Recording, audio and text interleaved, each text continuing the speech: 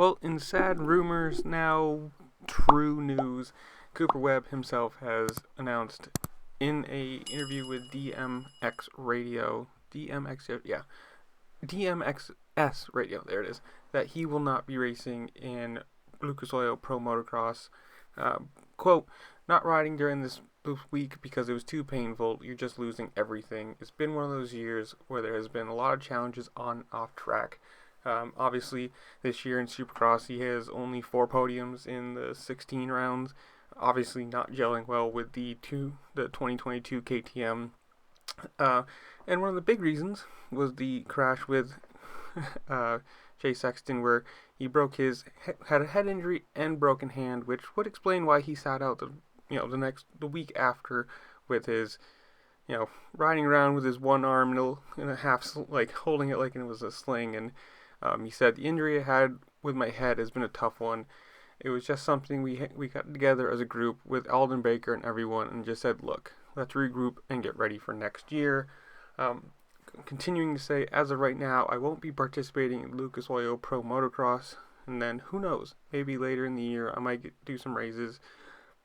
I'd love to somehow do donations, but we'll see how that goes.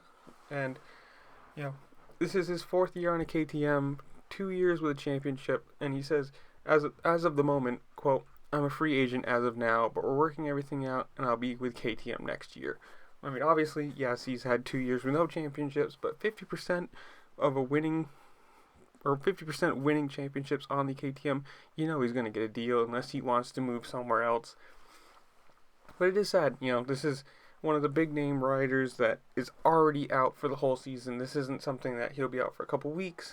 This is a planned, he's not riding motocross, and it sucks to me for, as a spectator side, because you want to see all the big names, you want to see everyone racing all the time, and it's sad to see someone, a big name on a big team, being out.